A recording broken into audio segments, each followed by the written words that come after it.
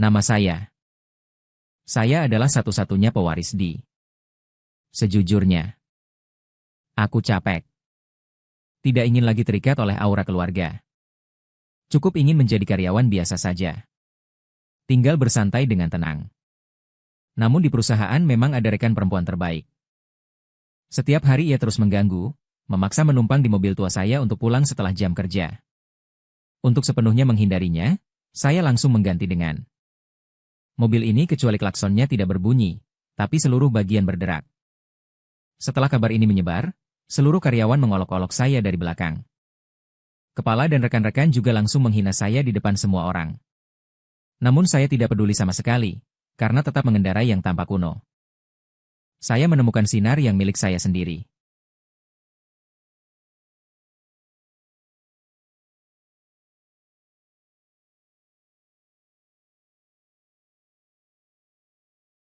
Ada satu hari. Di seluruh tingkatan perusahaan inti grup, tidak ada seorang pun yang tidak bersikap hormat dan maju. Namun begitu, orang itu memancarkan aura sepenuhnya. Direktur wanita yang dikenal karena ketegasannya. Setelah melihat penampilanku dengan jelas, wajahnya tiba-tiba menjadi sangat pucat. Aku, Hikiang, sekarang mengetahui bahwa 266 orang mengetahuinya. Sebenarnya saya adalah satu-satunya pewaris grup Yanhang yang bernilai triliun. Secara singkat, jadi jangan bicara. Kakak pangeran yang lahir dengan sendok emas tersenyum. Identitas saya di luar hanyalah anak perusahaan kecil dari grup Yanjie. Saya adalah seorang petugas produk biasa dengan gaji 8.000 per bulan di perusahaan kami. Saya juga dikenal sebagai ketua dewan direksi He Jiangwo dari grup Yanhang. Teman sekamar saya tidak akan berdering menempatkan pangeran itu dengan baik pun. Saat saya terpisah dari grup inti menikmati suara. Namun dia tidak tahu bahwa saya benar-benar lelah. Sejak hari kelulusan di Oxford, dia menempatkan saya di berbagai posisi inti perusahaan untuk pelatihan selama 5 tahun. Membuka mata berarti kontrak proyek senilai puluhan miliar. Menutup mata adalah persaingan cerdik dan pengkhianatan di dalam dewan direksi. Orang di sekitarku tidak ingin mencari keuntungan dariku. Atau menjadikan aku batu loncatan untuk naik di dunia maya. Aku benar-benar jenuh dan lelah. Hanya ingin benar-benar bersantai. Menghabiskan beberapa hari hidup tenang. Jadi, aku membuat CV biasa palsu. Menemukan anak perusahaan paling marginal ini. Seperti yang diinginkan, mulai bekerja sambil santai. Bersenang-senang berolahraga setelah jam kerja. Akhir pekan mengkaji kuliner dan minum sake beras buatan sendiri. Hidup impian.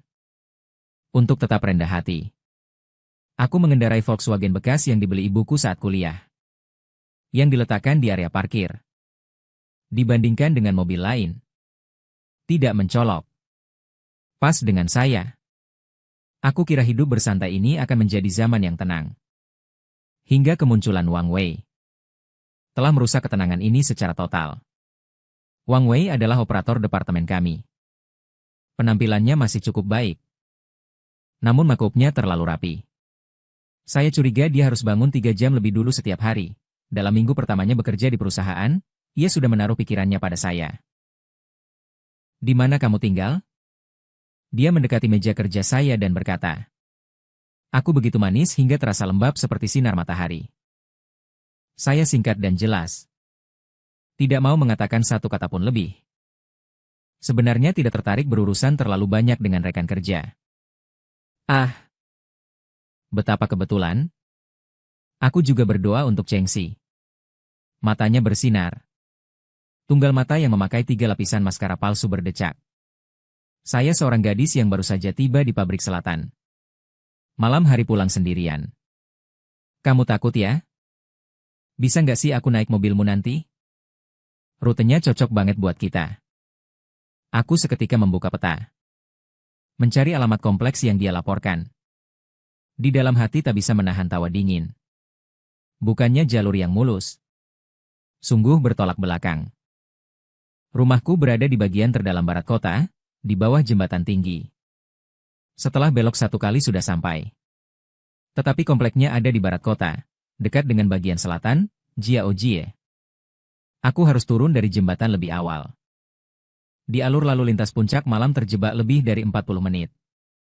Harus memutar 20 km lebih lama sampai bisa mengantar dia. Aku menarik sudut bibirku. Sebenarnya ingin langsung menolak dia. Namun ia saling menggabungkan tangan, tampak seperti kelam dan sayu. Tolong. Tolong. Apakah Kak Kiang bersedia membantu adik perempuan saya? Kalau tidak, saya akan memanjakanmu dengan minum teh susu. Di kantor, mata rekan-rekan lainnya sudah melayang. Dengan sedikit rasa cemburu yang menonton drama. Saya benar-benar tidak ingin merusak hari-hari damai yang saya capai dengan susah payah. Hanya bisa menekan dua kata dari celah tebing. Oke. Pada saat itu, meskipun saya tidak melihat jelas kebanggaan yang bersinar lewat matanya. Tapi dengan berpikir seakan jari kaki, saya tahu bahwa gadis ini mungkin sedang menertawakan diam-diam. Saya hanya berharap ini hanyalah masalah sesekali. Sekarang ketika saya memikirkannya, saya benar-benar terlalu naif saat itu. Sejak hari itu, menumpang mobil menjadi operasi rutin Wang Wei. Dia bahkan menjadi lebih disiplin. Setiap hari setelah kerja ia tidak menunggu saya menyiapkan barang. Ia membawa tas Chanel-nya dan berdiri di samping meja kerja saya dengan anggun. Suaranya tidak terlalu keras maupun lemah. Pas cukup agar seluruh kantor dapat mendengarnya. Saya baik. Menunggu kamu. Kemudian rekan-rekannya saling mengangkat sorakan satu persatu. Aku hanya bisa dengan wajah muram mengambil kunci mobil lalu menempuh jalan ke area parkir bersama dia. Meski mobilmu sudah sedikit tua, tetap cukup luas. Setibanya di dalam mobil, dia langsung memeriksa dan menilai sendiri. Aku malas berdialog. Cuma ingin cepat mengantar Buddha besar ini pergi. Lebih cepat pulang ke rumah dan menikmati sake beras buatan saya. Ah, kamu bilang kau tampan sekali. Bentuk tubuhnya pun bagus. Bagaimana bisa kau menunggang mobil rusak seperti ini? Dia masih tak akan menyerah. Manajer Zhang dari departemennya sudah mengganti mobilnya dengan BMW. Tangan saya yang memegang setir secara tak sadar menjadi tegang. Mobil bekas ini adalah mobil pertama yang dikirimkan kepada ibuku ketika ia mengandung saya. Itu mobil pertama yang dibawa oleh ayahku kepadanya. Bagi keluarga kami, ini memiliki makna luar biasa. Jika tidak untuk merasakan kehidupan biasa. Mobil ini sudah lama menua di garasi tersembunyi kami. Preferensi pribadi? Saya menjawab dingin dengan 3 kata. Nada bicara dia sudah sangat jelas terasingnya. Jangan marah ya. Saya hanya merasa kamu pantas lebih baik. Dia pun memulai suara manisnya lagi. Ngomong-ngomong, berikan saja saya turun di persimpangan di depan. Saya terkejut. Persimpangan itu masih 2 atau 3 kilometer dari rumahnya. Apakah kamu yakin? Yakin? Sahabat perempuan saya ada di sana. Tunggu saya sudah makan. Terima kasih, Kak Kiang, hari ini. Selamat tinggal. Dia membuka sabuk pengaman. Gerakannya gesit. Dia turun dari mobil. Menginjak sepatu hak tinggi. Cepat hilang di tengah keramaian. Saya jelas melihatnya berbalik lalu naik ke sebuah Mercedes hitam dari cermin retro. Dengan wajah tak beremosi, saya memutar setir. Kembali bergabung ke lalu lintas yang padat. Hanya untuk menjemputnya ke tempat makan yang sama jalurnya. Hari ini saya harus menempuh tambahan setengah jam. Kembali ke rumah. Saya menuangkan segelas anggur plum muda buatan tangan saya. Es batu. Di dalam gelas, es batu menghasilkan suara dentang yang cerah. Saya menatap cangkir minuman. Dengan serius memikirkan, mungkin sudah waktunya beralih alat transportasi. Saya suka mengemudi. Tapi tidak pernah ingin menjadi sopir gratis orang lain. Terlebih lagi, menjadi sopir bagi wanita seperti ini yang penuh tipu muslihat. Saya membuka ponsel. Di aplikasi jual beli barang bekas kota serupa, saya mengetik 2 kata. Sepeda menjadi ranting terakhir yang menumpahkan unta. Terjadi pada hari Jumat itu. Perusahaan memberitahu secara mendadak tentang lembur. Harus menyelesaikan proyek darurat. Saya tidak masalah. Bagaimanapun, ketika pulang saya akan sendirian. Tetaplah sama. Jika selesai pukul 9, Bisa dianggap selesai. Semua orang dengan kesedihan mengumpulkan barang-barang mereka untuk pulang. Wang Wei tentu juga tidak terkecuali. Kali ini tepat waktu berdiri di samping meja kerja saya. Sudah keras? Ayo pergi. Saya mengangguk. Mengambil jas dan berjalan bersama dia menuju tempat parkir. Baru saja membuka kunci pintu mobil. Dia tiba-tiba menahannya. Saya tunggu sebentar, Gao. Aku lupa barangku di kantor. Tunggu aku sebentar. Saya naik untuk mengambilnya. Aku melihat bayangan punggungnya yang berlari cepat. Aku menarik napas dalam-dalam. Menekan ketidaksabaran di hatiku.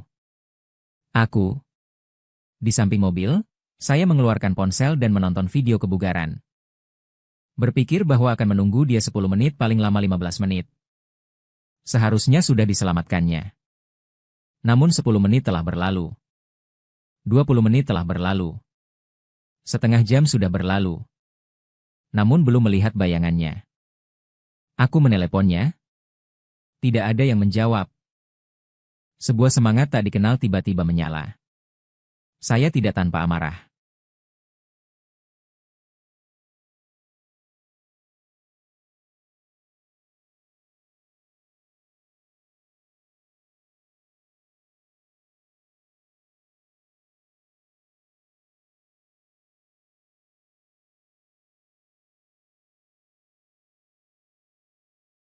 Aku belum selesai bersamamu. Aku tidak membalas satupun pesan. Saya langsung memblokirnya. Namun pada hari berikutnya, saya mengeluarkannya dari daftar hitam. Aku sudah jelas. Selama aku masih mengemudi ke kantor, masalah ini tidak akan pernah selesai. Dia pasti suatu hari nanti akan datang mencari masalah. Pada pagi hari Senin, aku tidak mengemudi. Aku mengambil sejumlah uang 200 yuan. Dari seorang mahasiswa yang akan segera lulus yang mengirimkan uang 200 yuan. Secara santai, ia meluncur ke kantor. Mobil ini selain belnya tidak berderak. Semua tempat berderak. Namun itu membuatku merasa sangat nyaman. Menyongsong angin pagi. Hatiku terasa sangat lega.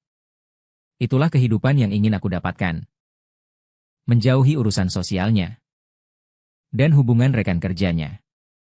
Kehidupan santai saya. Jangan ada yang mencoba mengganggu. Saat aku mendorong truk tua berderak itu masuk ke gedung perusahaan.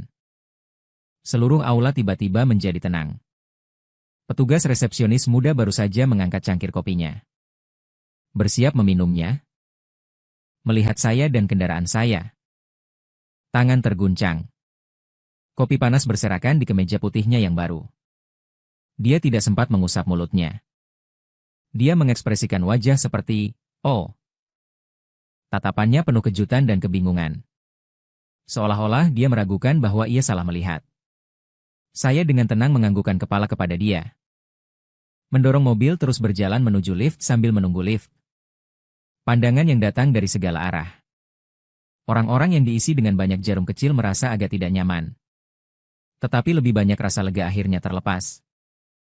Masuk ke kantor. Hasilnya segera terasa. Detik sebelumnya masih dipenuhi suara ketukan keyboard. Kantor yang penuh dengan suara percakapan. Saat aku menolak troli masuk, seketika tombol mute ditekan. Semua orang menghentikan pekerjaan yang sedang mereka lakukan. Melihat mata alien itu memandangku. Ekspresi itu sangat luar biasa. Aku mengabaikan semua pandangan. Menyetir troli ke sudut, lalu berjalan ke pos kerjaku. Saat komputer menyala, terdengar tawa kecil. Tawa yang tidak bisa ditahan. Memecahkan keheningan. Iya, Wang Wei. Dia meneguk lengan sambil melangkah di atas sepatu hak tinggi. Melangkah dengan langkah, dada, ke depanku. Dengan pandangan mengintip dari atas, menatapku. Matanya penuh penghinaan dan ejekan. Hi Qiang. Apa maksudmu? Kebangkrutan. Suaranya tidak keras. Tapi di kantor yang tenang, setiap kata terdengar jelas. Tidak bisa membeli bensin lagi, ya? Sepeda ini pasti berusia 20 tahun, kan? Dari stasiun sampah mana dia melarikan diri? Dia mengerak-kerak 2 kali. Sikapnya penuh rasa meremehkan yang tidak disembunyikan. Di sekitarnya terdengar beberapa suara ketakutan tertekan. Aku mengangkat mata sedikit dan menatapnya dengan santai. Menanggapi panggilan negara. Dalam nada tentang penghematan energi dan pengurangan emisi, Wang Wei menoleh dengan tatapan memalukan. Suaranya naik 8 nada. Bertindak apapun karena tidak punya uang jadi memang tidak ada uang. Harus mencari banyak alasan. Kalau tidak bisa mengemudi langsung saja katakan. Membuatnya terlihat seperti siapapun yang senang menjadi Da Zong Mu yang buruk. Aku memberitahu kamu, He Qiang. Jangan bilang aku mengenalimu di kemudian hari. Bekerja sama dengan orang miskin seperti kamu. Saya merasa malu. Setelah dia selesai berbicara, ia memutar pinggangnya dan kembali ke kursinya sendiri. Di kantor, bisikan-bisikan berirama satu demi satu. Saya hanya bilang, bagaimana seorang pria besar bisa punya masa depan dengan membuka merek baja kecil? Wang Wei juga sungguh. Sebelumnya ia selalu memanggilku setiap hari. Sekarang dia berubah lebih cepat daripada membuka buku. Ini bukan sekadar perubahan muka. Ini adalah menyadari kenyataan. Siapa yang ingin terlibat dengan pria yang bahkan tidak mampu memandu mobil? Saya mengenakan headset, menjauhkan semua bisikan tersebut di luar. Melihat logo Qihang Technology di layar komputer. Saya tidak bisa menahan tawa di hati. Perusahaan ini termasuk gedung kantor keseluruhan. Semua adalah properti keluarga saya. Manajer Zhang yang disebut oleh Wang Wei, yang mengganti mobilnya dengan BMW. Bulan lalu masih di pesta ulang tahun ayahku. Mengangkat gelas minuman sambil memuji. Semoga karir saya berbuah kesuksesan. Kini justru, para bawahannya bahkan memarahi saya karena saya naik sepeda, menyebut saya miskin dan tak bergairah. Hari-hari ini memang semakin menarik. Saya tidak hanya tidak marah. Sebaliknya, saya merasa kehidupan dalam perjalanan ini. Sebaliknya, saya menemukan kesenangan yang tidak terduga. Hari-hari naik sepeda ke kantor lebih nyaman dari yang saya bayangkan. Saya tidak perlu lagi menahan kemacetan jam sibuk malam.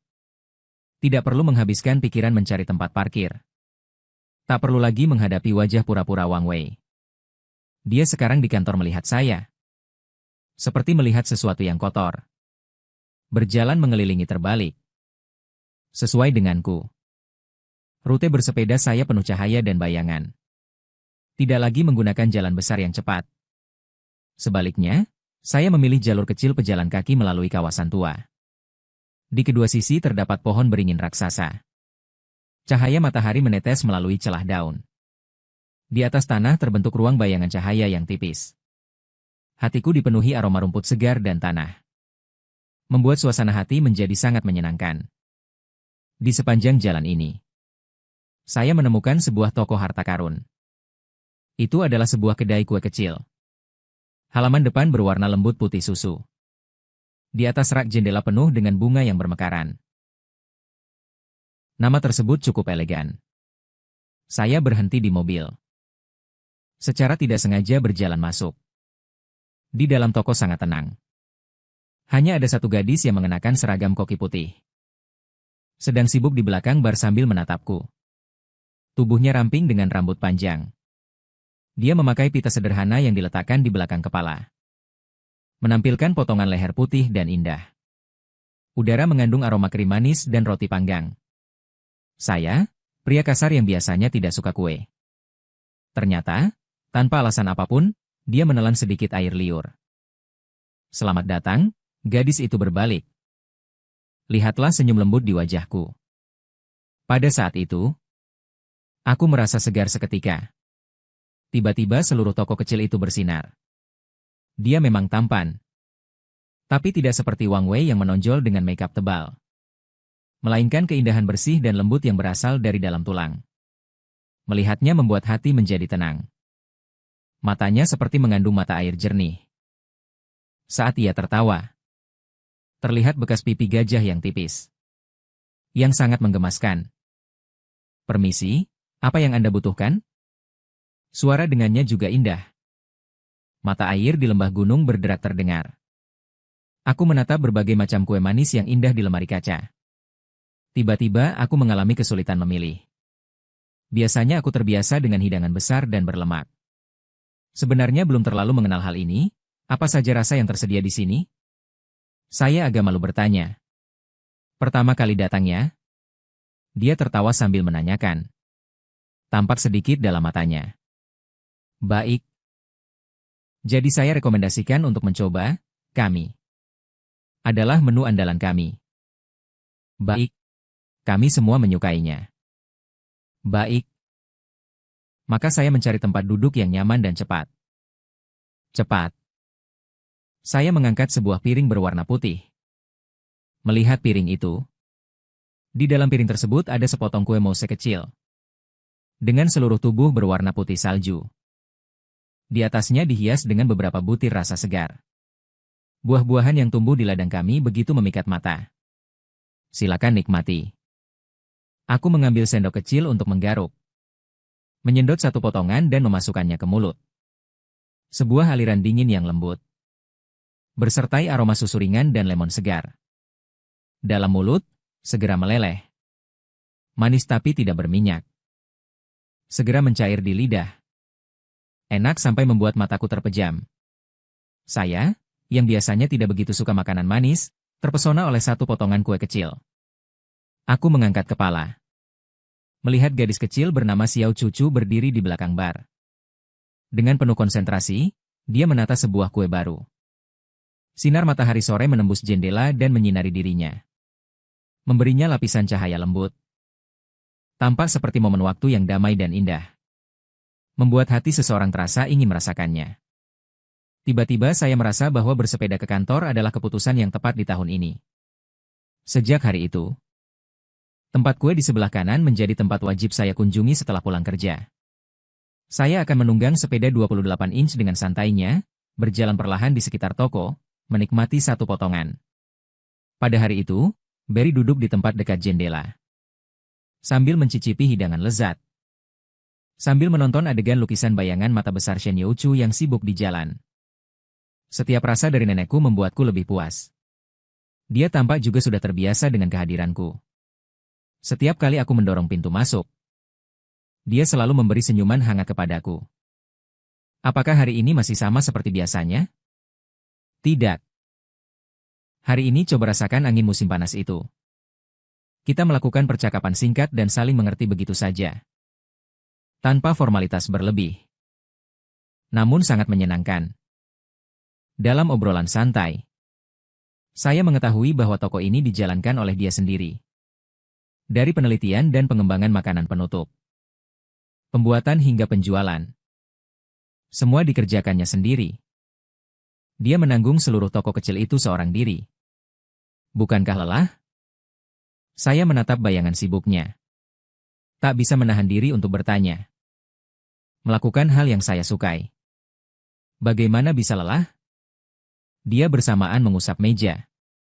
Sambil tertawa dan berbisik.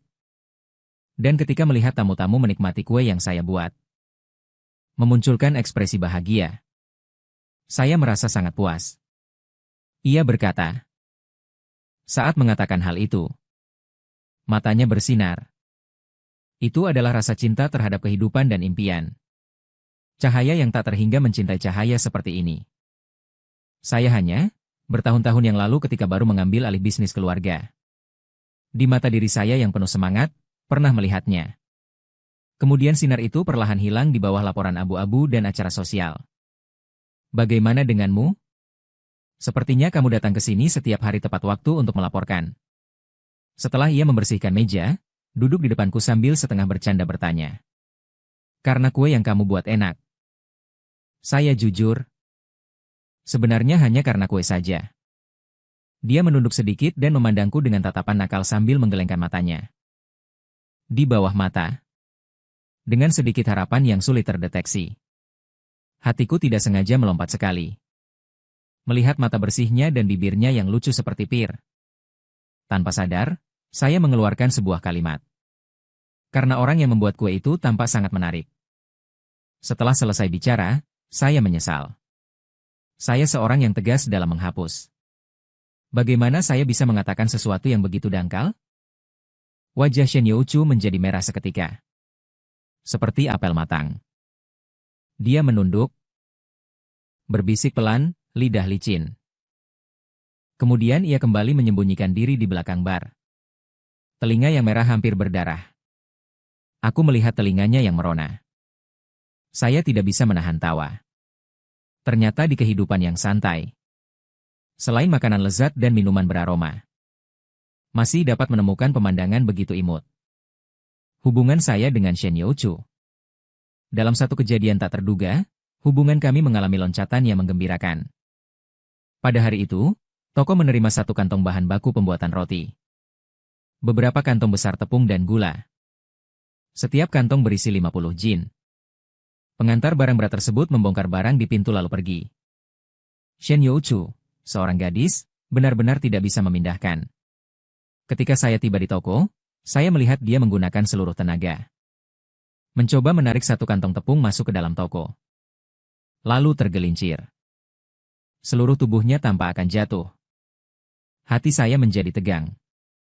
Langkah cepat melaju ke depan. Dari belakang menahan punggungnya dengan stabil.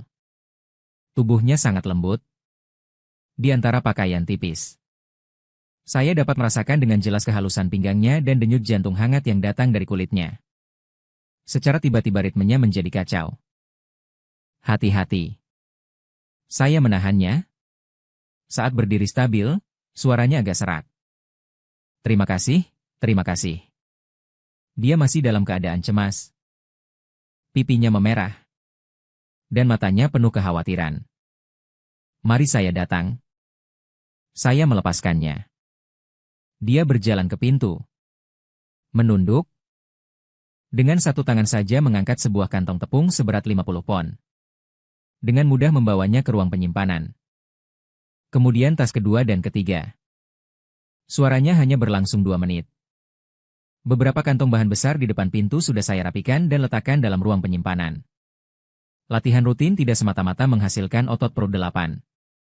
Garisan perut yang indah bukan sekadar dekorasi. Bagi saya berat ini, sama saja dengan membawa tas dokumen. Aku memukul debu di tanganku. Keluar dari ruang penyimpanan. Ketika aku mengangkat kepala, ia langsung menatapku. Mata Shen Youchu penuh dengan kejutan dan kekaguman. Kamu punya tenaga yang hebat. Dia berbicara bisik-bisik. Tatapannya penuh tak terbayangkan. Aku tiba-tiba merasa senang. Kita berbincang tentang bagian bawah kaos T. Mengusap keringat di dahinya. Garis otot perut yang terbentuk dari latihan bertahun-tahun muncul samar-samar di bawah pakaian. Tatapan Shen Youchu langsung menjadi tajam. Wajahnya juga lebih merah. Tatapannya melarikan diri.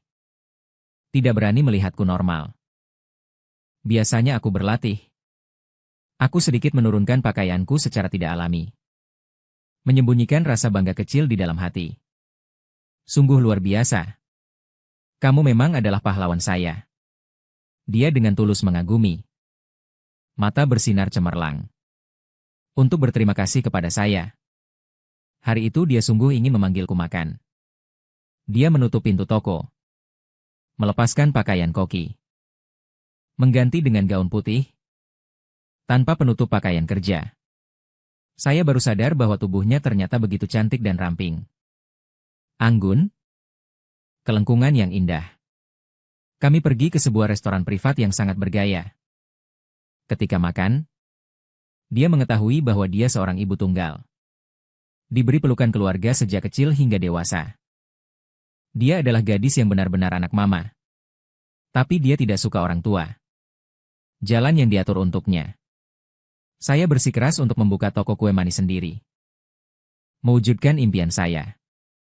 Orang tua saya pada awalnya juga menentangnya. Tapi mereka tidak bisa menolak saya. Maka mereka ikut saya. Dia tersenyum dan berkata. Mata di dalamnya penuh kebahagiaan. Sekarang mereka, pelanggan paling setia saya, datang berkunjung beberapa kali setiap minggu. Saya melihat kebahagiaan yang berseri di wajahnya. Di hati sedikit iri. Meskipun keluarga saya juga kaya. Dia hidup begitu nyata dan bahagia. Sementara saya harus mencari ketenangan sekilas dengan cara melarikan diri. Bagaimana denganmu? Apa pekerjaan keluargamu? Dia menanyakan dengan rasa penasaran. Mata penuh keingintahuan murni. Saya berasal dari keluarga biasa. Pekerja biasa. Saya berbohong. Karena saya tidak ingin menggunakan kekayaan keluarga saya yang terkenal. Memecahkan kebahagiaan murni di antara kita. Di depannya, aku hanya ingin menjadi dinding ucapan biasa. Dan bukan pangeran grup Yan Hang. Dia lapar. Seumur hidupnya tidak menanyakannya. Hanya diam-diam menambahkan potongan daging panggang merah favoritku ke mangkukku. Makanlah lebih banyak karena kau sudah bekerja keras hari ini. Melihat potongan daging panggang merah berkilau di mangkuk. Hati saya tiba-tiba merasa hangat sebesar ini. Selain keluarga. Belum ada siapapun yang begitu hati-hati menambahkan hidangan untukku. Apakah kamu khawatir apakah saya sudah lelah? Pada saat itu, aku memiliki pikiran yang kuat. Dia ingin melindungi dia. Kebersihan ini juga menginginkan untuk memilikinya. Sejak kejadian pindah tepung, aku dan Shen Youchu sekarang memiliki ambiguitas yang sulit diungkapkan. Dia akan sengaja menyiapkan sepotong kue salju pertama favoritku untukku. Kadang-kadang dia juga diam-diam menyiapkan secangkir susu hangat untukku. Aku juga akan membantu bersih-bersihnya ketika dia terlalu sibuk. Menjadi kasir sementara. Bahkan ketika dia mengembangkan produk baru. Aku dengan sukarela menjadi tikus percobaan bagi dia. Baik itu hidangan lezat yang sukses, atau masakan gelap yang gagal pun aku terima semuanya. Tetangga di sekitarnya dan pelanggan lama sudah mulai memanggil kami dengan ejekan. Setiap kali ada yang bilang Xiao Shen. Apakah dia pacarmu? Jongkok itu sungguh bersemangat. Shen Youchu akan melirikku dengan wajah merona sambil mengeluh. Kemudian ia menjelaskan pelan. Bukan begitu. Sahabat saja. Namun aku hanya tertawa dan tidak mengakuinya. Juga tidak menyangkal bahwa aku menikmati perasaan disalahpahami itu. Menikmati suasana yang subtil di antara kami. Suatu hari, saya sedang membantu dia memperbaiki oven yang koneksinya buruk. Dia berlutut di samping saya. Menatap dengan mata yang tidak bergerak, memandang tangan saya di dinding. Tanganmu benar cantik. Dia tiba-tiba mengucapkan sebuah kalimat. Suara lembut. Sendi-sendi tanganku jelas terlihat. Jari-jari saya panjang. Karena berolahraga selama bertahun-tahun. Di telapak belakang tangan masih ada urat-urat biru yang samar. Saya, ketika memperbaiki sirkuit, sedikit ragu dan berkata, benarkah? Dia mengangguk. Kemudian ia menekan jari tipisnya. Dengan hati-hati menepuk-nepuk telapak belakang tanganku. Seolah-olah sedang mencicipi sesuatu. Bagaimana rasanya menyentuh otot perutmu? Dia bertanya lagi. Suara kecil seperti nyamuk. Muka sampingnya merah hampir menetes darah. Aku mendadak memutar kepala melihatnya, ia terkejut karena aku. Seperti kelinci kecil yang panik. Mata berselip. Tidak berani menatap wajahku, tiba-tiba menjadi merah pekat. Melihat dia yang sekaligus pemula dan suka berbincang. Di dalam hatiku terasa gatal sekali. Aku meletakkan alat di tanganku. Mengusap tangan. Kemudian memegangnya. Tangan itu belum sempat menarik kembali. Langsung menekan perutku. Melalui lapisan tipis kaos T. Dia dapat merasakan jelas kontur keras perutku dan suhu panasnya. Tangan dia kaku. Seluruh tubuhnya juga kaku. Mata terbelalak bulat. Penuh keheranan. Aku menunduk, mendekat ke telinganya dengan suara yang hanya bisa didengar oleh kami berdua. Berbicara dengan suara rendah. Itulah rasa ini. Berapa lama pun bisa disentuh. Hanya memberimu satu garis hak asasi manusia. Suara saya baru saja terucap. Wajahnya tiba-tiba menjadi merah. Merah sampai bisa meneteskan darah. Dia dengan cepat menarik tangan. Tiba-tiba melompat dari tanah. Berbicara terhuyung-huyung. Aku pergi melihat kueku. Kemudian ia lari tanpa menoleh. Bahkan telinganya pun merah. Aku menatap tulang punggungnya yang lari terburu-buru. Menunduk dan melihat dirinya sendiri. Jantung tetap stabil dan suatu tempat yang sudah mulai tidak stabil. Tak bisa menahan diri dan tertawa pelan. Kelinci putih ini sangat lucu. Lucunya membuat bahkan aku yang hanya ingin bersantai tidak bisa menahan diri untuk menyerang secara aktif. Cukup selisih satu kesempatan untuk memusuk kertas jendela. Dan kesempatan ini segera datang. Perusahaan baru-baru ini menerima proyek besar. Cocok untuk bekerja sama dengan perusahaan barang mewah Prancis. Seluruh perusahaan bersiap ketat. Sibuk hingga tubuh berantakan. Sebagai tulang punggung departemen operasional. Tentu saja dia begitu sibuk sampai langkahnya menggosokkan ke tanah. Tetapi dia masih sibuk. Dia juga tidak lupa memamerkan di ruang minum kepada rekan kerja lain. Ah iya? Tas ini. Namun saya meminta seseorang membeli model terbaru dari Prancis dengan susah payah. Menghabiskan gaji 3 bulan saya. Dia membawa tas baru. Dengan bangga memamerkannya. Wow! Anda sungguh ingin rekan di sampingnya setuju. Apakah ada perempuan di sini? Hanya saja harus lebih baik pada diri sendiri. Seperti beberapa orang bahkan tidak bisa membeli mobil. Hidupnya memang cukup gagal. Dia menatapku sekilas dengan tatapan penuh sinis. Suaranya penuh penghinaan. Saya sedang mengambil air. Tidak mau mengurusnya? Bertengkar dengan orang seperti itu. Itu hanya pemborosan waktu saja. Ngomong-ngomong, saya dengar perusahaan Prancis yang bekerja sama dengan kita kali ini bernama HL, sangat keren. Jika mereka direkturnya menyukai saya dan saya pindah ke sana, itu akan menjadi lompatan besar. Seorang rekan kerja lain berkata dengan wajah penuh harapan. Gerakan saya mengambil air berhenti sejenak. HL. Bukankah itu merek yang perusahaan kami sepenuhnya akuisisi tahun lalu? Untuk mengenang cinta orang tua saya. Saya sengaja memadukan inisial dari nama belakang ayah saya dan ibu saya. Saya melakukan hal ini dengan sangat rendah hati. Selain beberapa orang di tingkat tertinggi perusahaan. Dunia luar tidak menyadari bahwa HL sudah diakuisisi oleh. Kenapa kamu terlihat seperti gendut? Airnya sudah tumpah keluar. Suara Wang Wei yang tidak sabar memutuskan pemikiran saya. Aku menutup keran air. Menyampingkan cangkir. Berjalan melewati sampingnya tanpa ekspresi. Dia menatap cangkir di tanganku yang dicetak dengan logo Raichu Sweet. Tertawa geli sejenak. Juga, Raichu Sweet yang menjual kue rusak. Apa ada barang bagus? Aku sarankan kamu lebih realistis. Temukan pacar yang kaya. Agar kamu tidak harus berjuang selama 20 tahun lagi. Jika tidak, hidupmu akan tetap seperti ini sepanjang hayat. Aku berhenti sejenak. Berbalik menatapnya satu kali. Tatapannya dingin. Perkara saya tidak perlu membuatmu repot. Saya untuk kebaikanmu. Dia menampilkan ekspresi seperti, besi tak menjadi baja. Lihatlah, apakah kamu sekarang punya mobil atau tidak? Apakah ada rumahmu atau tidak? Wanita siapa yang akan benar-benar bersamamu? Itu hanya penipu bagi gadis kecil yang belum pernah melihat dunia. Gambar dia membuat jantungku tidak nyaman karena ditusuk satu duri. Shen Youchu dalam hatiku adalah entitas paling indah di dunia. Tidak ada orang lain yang boleh mencemarinya. Aku tidak berkata lagi. Berpaling dan pergi.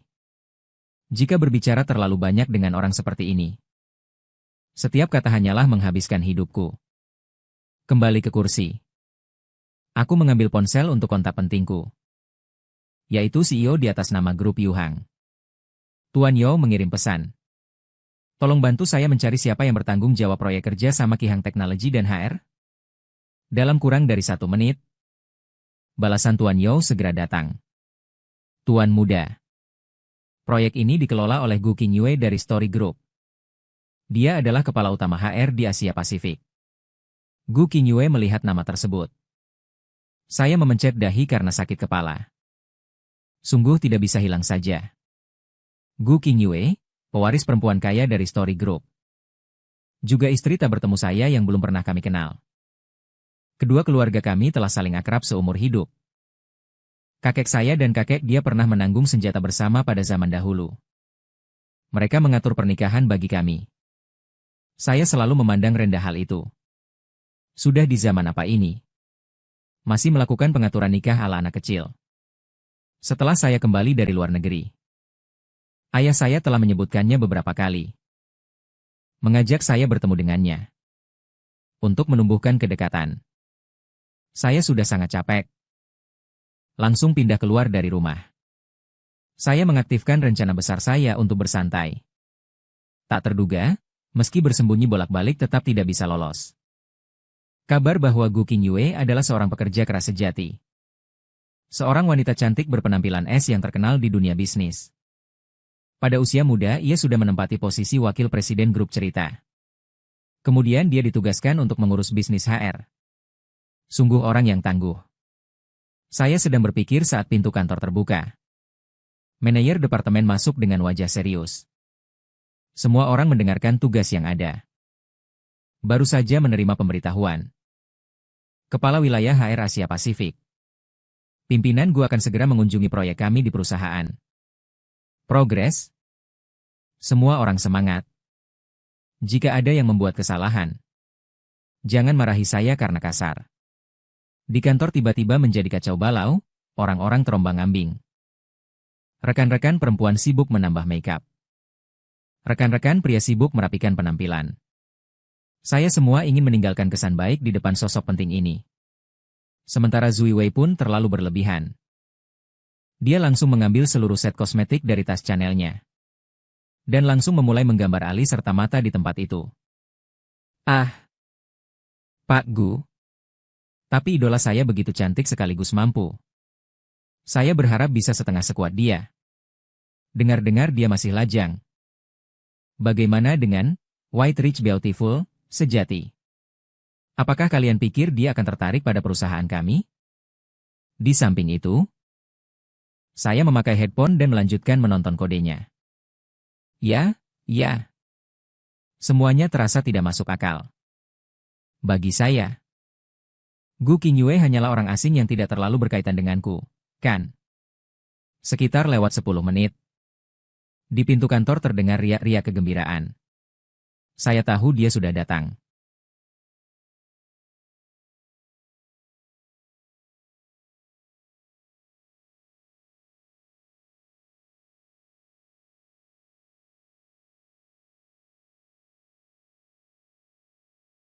Mengatakan bahwa kita akan segera memperbaiki.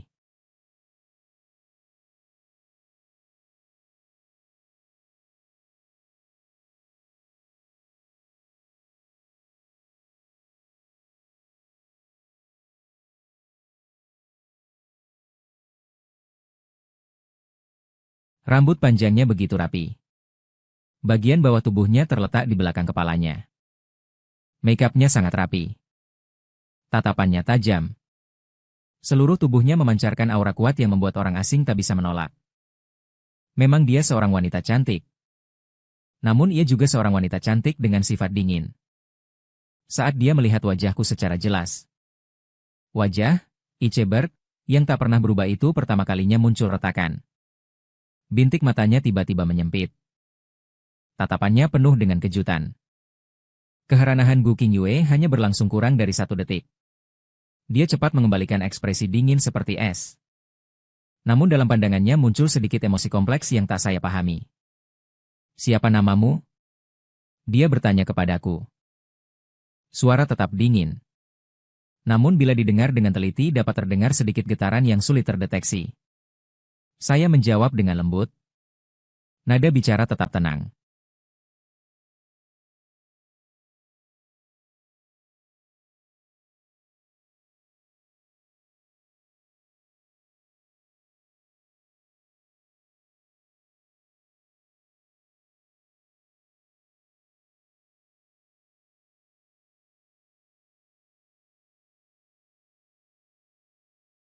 Saya akan melanjutkan pekerjaan.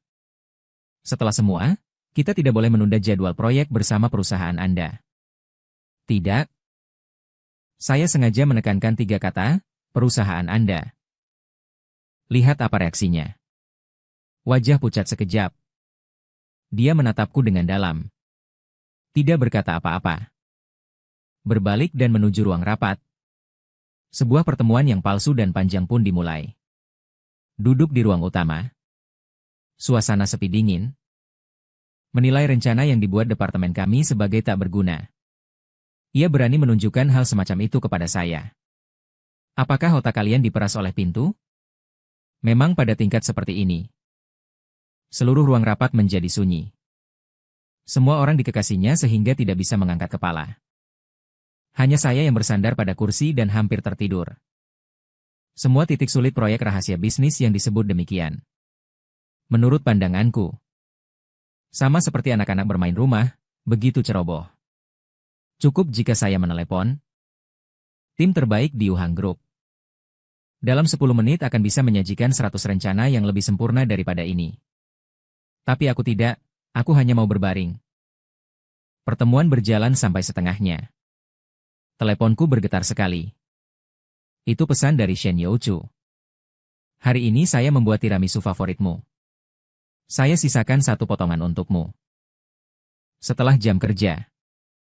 Ingat datang ambil ya. Melihat emotikon manis tersebut. Kemiringan sudut bibirku tak sengaja naik.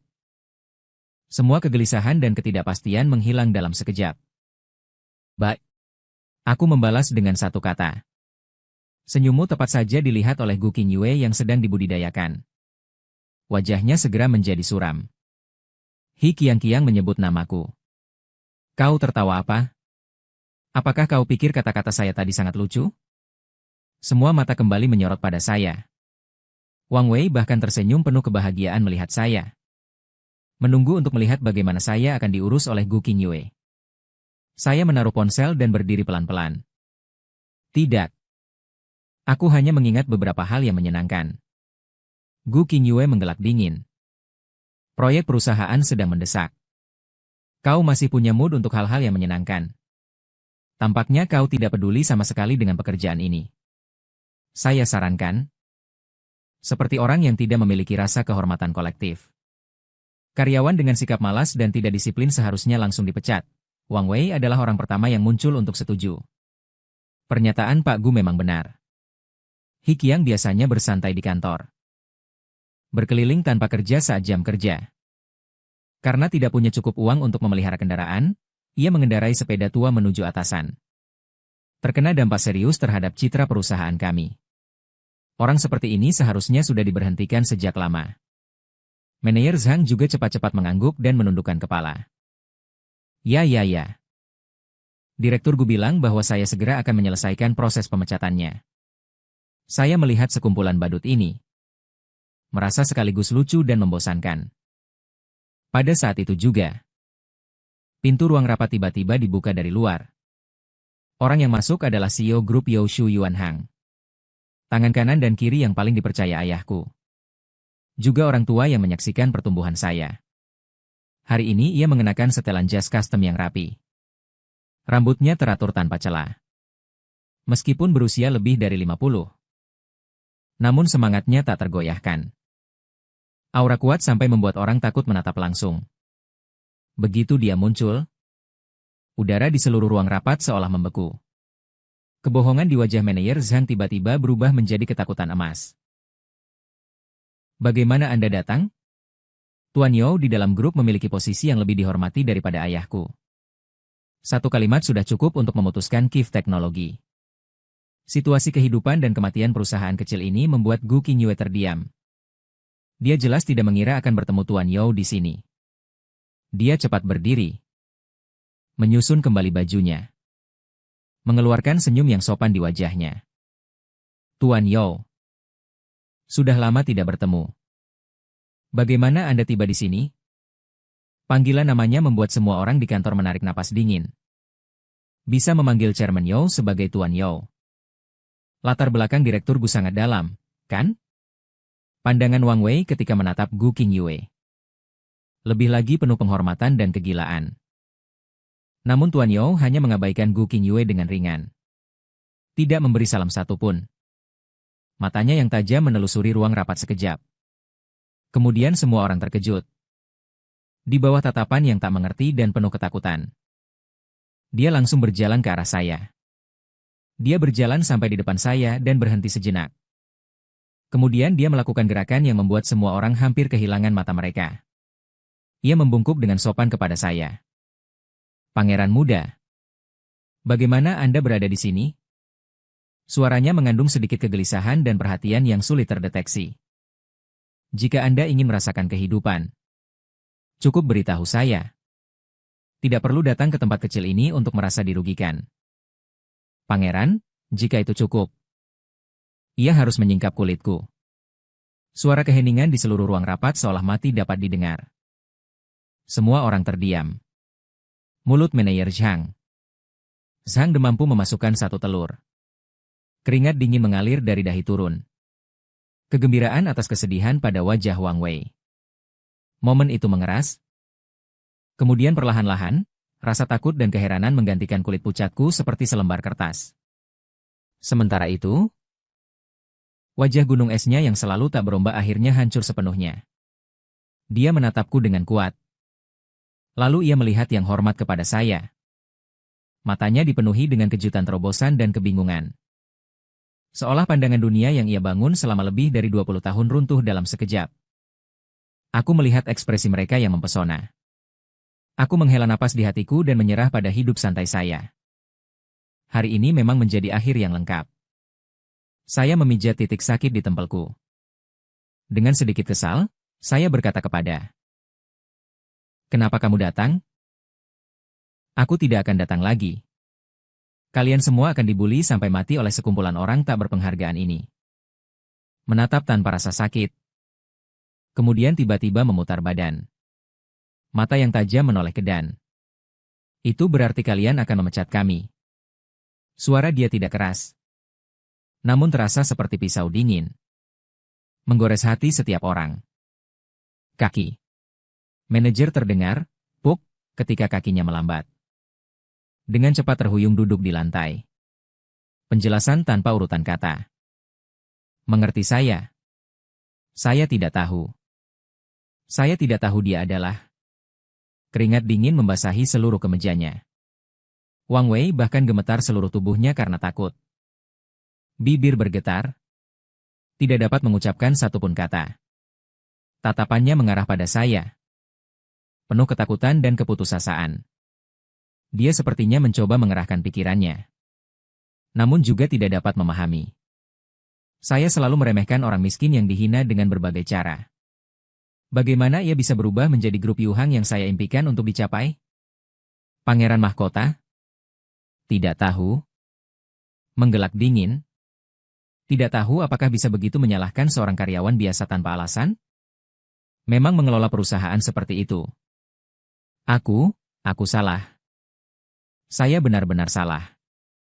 Langsung turun ke lutut dan memohon ampun. Saya malas melihat wajah buruk mereka. Mengambil ponsel di meja, saya berjalan ke samping. Saya menghubungi ayahku. Anak nakal. Kamu masih tahu cara menelpon saya. Jika kamu tidak muncul lagi, aku akan melaporkan polisi. Di telepon terdengar kemarahan ayahku yang penuh semangat. Tidak apa-apa. Saya sedang menangani urusan kecil di. Saya berkata dengan ringan. Hal kecil. Pak Yo juga sudah memberitahuku. Kamu dikutuk orang lain sambil menunjuk hidungmu, menyebutmu miskin dan lapok. Juga akan diberhentikan. Ini sudah terbalik.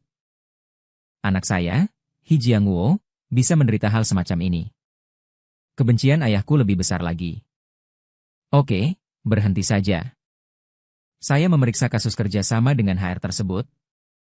Apa yang terjadi? Bukankah gadis keluargaku itu memang ingin menggunakan proyek ini untuk latihan? Tinggi mata, rendah tangan. Membuat semuanya kacau balau. Aku sedang bersiap memintai Pak Yo pergi membersihkan kerusakan. Tak terduga kamu di sana mengetahuinya. Saya memutuskan panggilan. Berjalan menuju depan Gu Qingyue. Dia masih terpaku di tempat, wajah pucat. Dan pandangannya kosong. Proyek HR. Kamu tidak perlu mengurusnya. Saya berkata dengan nada yang tak dapat diabaikan.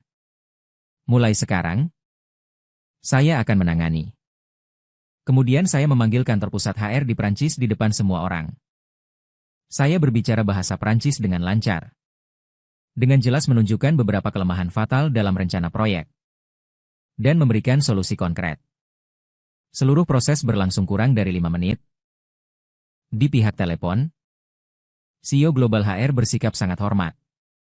Terus menyatakan bahwa sikapnya terlalu sopan. Setelah memutuskan panggilan, saya melempar ponsel ke meja. Melihat semua orang yang terpaku. Apakah masih ada pertanyaan? Tidak ada siapapun yang berani berbicara. Seluruh ruang rapat hening. Saya berjalan ke depan Wang Wei. Dia takut dan menarik diri sebentar. Matanya penuh dengan permohonan. Bukankah kau bilang hidupku akan tetap seperti ini selamanya? Aku menatapnya. Pandangannya dingin. Sekarang aku memberitahu kamu. Mulai besok, kamu tidak perlu datang bekerja lagi. Aku juga menghela napas. Nada bicara saya tak ada satupun kehangatan. Seluruh kota Nancheng. Semua perusahaan yang berbisnis dengan grup Yanhang tidak akan mempekerjakanmu. Kamu bisa mencoba. Matanya Wang Wei seketika kehilangan semua cahayanya. Seluruh tubuhnya tampak ditarik keluar. Seperti jiwanya, tubuhnya menyeret di tanah. Itu lebih menyakitkan bagi dia daripada membunuhnya langsung. Nama baik dan masa depannya yang paling dihargainya hancur total oleh satu kalimatku. Akhirnya pandangan saya menempel pada Gu Qingyue. Mengenai kami, aku menatapnya dan berkata dengan jelas satu persatu. Perjanjian pernikahan yang konyol itu tidak pernah terjalin. Saya sangat senang bahwa tidak ada hubungan apapun di antara kita.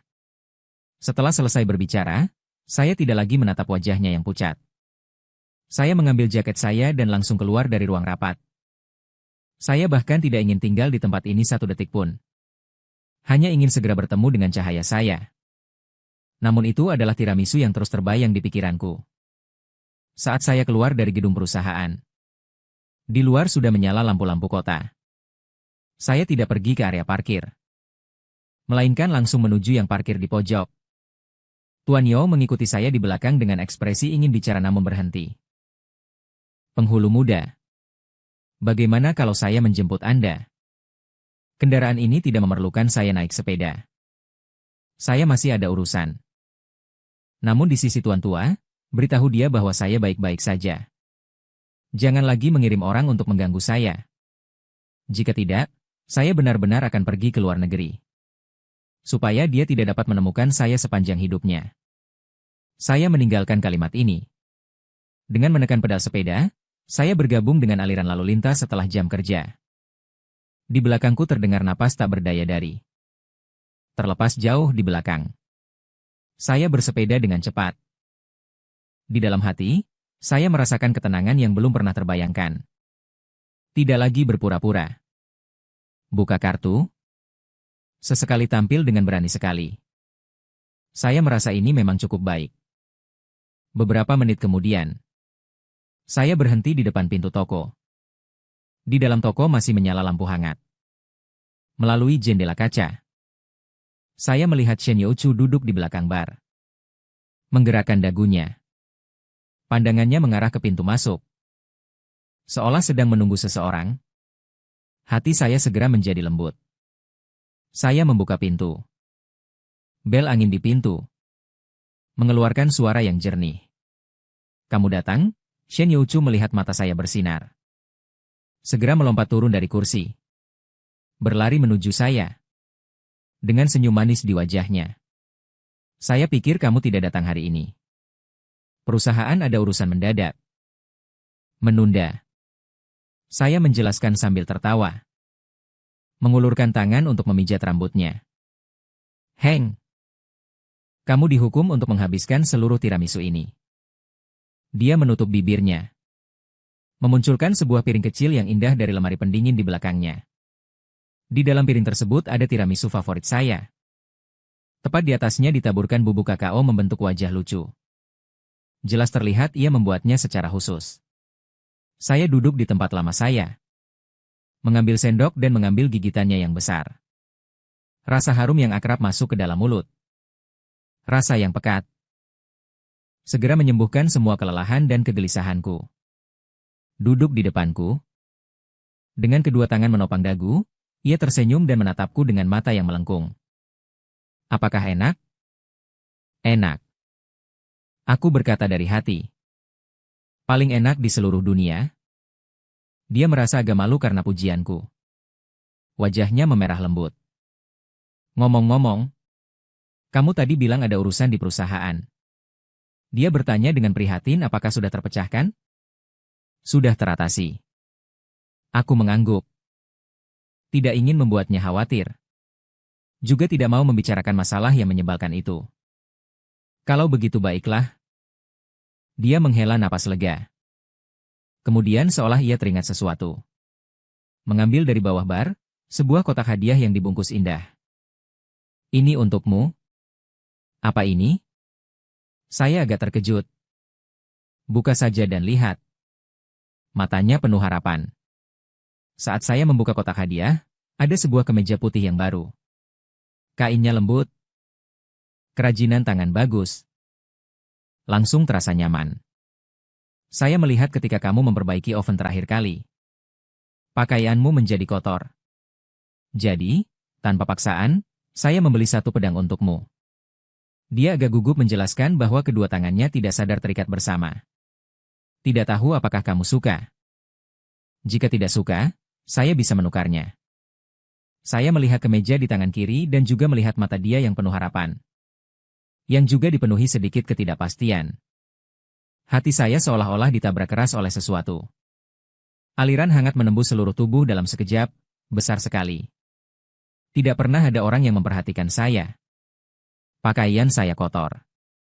Perkara kecil ini juga tidak pernah ada orang yang secara khusus menyiapkan hadiah bagi saya karena hal sepele seperti ini. Hanya dia yang memikirkan setiap gerak-gerak saya. Saya meletakkan sendok di tangan. Tinggi berdiri dan berjalan menuju dia. Dia terkaget saat melihat saya. Lidong. Secara naluriah ia mundur satu langkah. Saya tidak memberinya kesempatan untuk mundur. Mengulurkan tangan. Dengan seketika menariknya ke pelukanku. Menjulang erat pada Shen Youchu. Saya memanggil namanya. Suara saya bergetar sedikit karena kegembiraan. Aku suka kamu. Bukan karena kue kamu. Bukan karena tanganmu. Hanya saja aku suka kamu. Orang ini menyukai kebaikanmu. Aku menyukai kejujuranmu yang tulus. Aku suka kamu. Cinta terhadap kehidupan. Apakah kamu bersedia menjadi pacarku? Orang di tanganku mengerut. Sudah lama senang, sudah lama. Akhirnya aku merasakan ada dua lengan lembut. Perlahan dengan hati-hati memeluk pinggangku. Kemudian suara kecil yang menangis terdengar di dada saya. Aku bersedia. Aku dan Shen Youchu bersama. Hidup santai saya berubah dari satu orang menjadi dua orang. Menambah ganda keceriaan dan kehangatan. Saya tidak pindah kembali ke gedung itu. Yang dapat menghentikan satu armada kapal induk. Tetap tinggal di apartemen kecil yang disewa. Aku juga tidak menurunkan rumah besar 28 saya. Setiap hari aku naik bersama dia untuk menjemput Shen Youchu saat pergi dan pulang kerja. Pagi, aku menggendongnya melewati lonceng. Suara. Dia di kursi belakang bernyanyi pelan. Penyanyi itu erat-erat memeluk pinggangku. Wajahnya menempel pada punggungku. Hangat dan membuat tenang. Pada malam hari saya menemani dia tutup toko. Kemudian kita pergi berbelanja di pasar sayur. Kembali ke rumah membuat makan malam yang lezat. Meskipun kadang saja saya menggoreng sayuran terlalu matang. Namun kami tetap menikmatinya dengan lahap. Kita akan bersandar di sofa menonton film lama. Dia akan berbaring pada bahu saya. Dengan tangan memegang bakul popcorn. Melihat bagian yang mengharukan dia mengambil tangan saya dan mengusap air mata. Dia akan diam-diam mengamati di samping ketika saya berolahraga. Saat saya tidak memperhatikan. Dia memegang tangan dan menyentuh otot perutku. Kemudian seperti anak kecil yang mencuri gula. Tertawa puas. Saya memberinya panggilan khusus, kue kecil. Karena dia begitu manis seperti kue yang dia buat. Di dalam hatiku. Dia memanggilku mantan pejabat. Karena saya selalu senang meneliti kebugaran dan pembuatan alkohol. Hidup seperti pria tua pensiun. Kehidupan sederhana. Namun dipenuhi dengan kelezatan yang selalu ada. Tentu saja. Kadang-kadang juga muncul beberapa irama tidak selaras. Misalnya Gu Qingyue pernah datang mencari saya. Satu kali, pada hari itu di depan toko kue. Dia tidak mengenakan setelan kerja, tetapi memakai pakaian santai. Ekspresinya pun hilang. Kekerasan dingin yang menjauhkan orang sejauh 1000 kilometer. Tampak lebih jenuh banyak. Bolehkah kita bicara? Suara dia memuat sedikit kelelahan. Saya sedang membantu Shen Youchu mengganti ucapan di pintu. Saat mendengar, ia bahkan tidak membalikkan kepalanya. Saya tidak punya banyak hal untuk dibicarakan denganmu. Saya hanya ingin tahu mengapa kamu ingin mengatakan sesuatu namun berhenti. Menatapku dengan ekspresi yang rumit. Mengapa kau meninggalkan harta senilai triliun tanpa mewariskannya? Dan tetap datang ke sini menjadi pegawai kecil? Mengapa kau membiarkan dirimu sebagai pemimpin bisnis seperti ini? Tidak memilih seorang gadis biasa yang menjual kue? Saya berbalik. Langsung memecahkan pikiran dia. Gu Qingyu, kamu dan saya sejak dulu tidak pernah berada di dunia yang sama. Apa yang kamu kejar adalah kekuasaan, status dan rasa superioritas atas orang lain. Sedangkan apa yang saya inginkan hanyalah kehidupan yang tenang dan stabil. Sebelumnya maupun sekarang, aku menunjuk Shen Youchu yang sedang serius membuat kue di toko. Bibirku secara tidak sadar melengkung dengan kelembutan. Dia adalah ketenangan bagiku. Jadi jangan datang lagi mengganggu kami. Setelah mengucapkan itu, saya berbalik dan kembali ke toko. Menutup pintunya, dia dan dunia dinginnya terpisah sepenuhnya di luar. Saya melihat melalui jendela kaca. Melihat dia berdiri di pintu selama sangat lama. Akhirnya pergi dengan kehilangan semangat. Sejak saat itu, dia tidak pernah muncul lagi. Sedangkan Wang Wei. Saya kemudian mendengar gosip rekan kerja di perusahaan. Ia tidak menyerah setelah diberhentikan. Di Nancheng, berbagai perusahaan menerima lamaran. Hasilnya, tanpa kecuali semuanya ditolak. Itu saja dia menyadari. Perkataan saya sebelumnya bukan lelucon. Kata-kata sang pangeran dari Yanhang Group. Cukup untuk menghancurkan semua eksistensi seorang orang biasa di kota ini. Kabar bahwa dia kemudian kembali ke kampung halamannya dengan lemah. Hidup tidak berjalan sesuai harapan. Tapi semua ini sudah tak lagi berhubungan denganku. Di dunia saya hanya memiliki kue manis matahari dan kue kecil kesukaanku. Suatu hari, tiba-tiba dengan misterius berkata kepada saya, "Kader tua, aku akan tunjukkan sesuatu kepadamu." Dia mengeluarkan ponselnya. Membuka sebuah album foto. Di dalamnya terdapat satu foto tua berwarna kuning. Foto tersebut menunjukkan dua anak kecil berumur 7-8 tahun. Anak laki-laki memakai setelan kecil dan tampak keren. Anak perempuan mengenakan gaun putri. Dengan tangan memegang es krim yang hampir meleleh. Menangis dengan suara yang riuh-riuh. Namun anak laki-laki itu meskipun tampak tak sabar, tetapi tetap mengulurkan tangan dengan canggung untuk membersihkan air mata sang gadis. Aku terdiam saat melihat foto tersebut, terkejut melihat anak laki-laki yang sudah akrab itu. "Apakah kau ingat 20 tahun lalu? Kamu bersama ayahmu menghadiri sebuah perjamuan di pameran dunia. Sebuah es krim gadis kecil jatuh. Menangis terus-menerus. Kamu memberikan potonganmu kepada dia." Tersenyum melihatku. Mata bersinar cerah seperti tersembunyinya bintang. Ingatan saya seketika ditarik kembali ke masa kecil yang jauh. Seolah memang ada begitu. Gadis kecil itu. Saya adalah dia. Menunjuk dirinya sendiri yang tertawa seperti kucing yang mencuri bau asin. Jadi bukan saya yang kamu temui pertama kali. Melainkan saya menunggumu selama 20 tahun. Aku melihatnya dan hati dia dipenuhi ombak ganas. Ternyata, semua pertemuan bukan kebetulan. Tapi ditakdirkan sebagai reuni setelah lama berpisah. Aku tidak bisa lagi mengendalikan diri. Menggenggamnya di pelukanku. Menundukkan kepala dan mencium bibirnya dengan kuat. Bibirnya lembut dan manis. Membawa aroma krim. Menyebabkan orang terpesona di luar jendela. Pencahayaan matahari sempurna. Angin sepau-sepau tidak menggigil. Hidup santai saya juga tampaknya tidak begitu biasa. Tapi dipenuhi dengan kejutan manis yang tak terduga. Perasaan ini sangat baik setelah mendengarnya semua.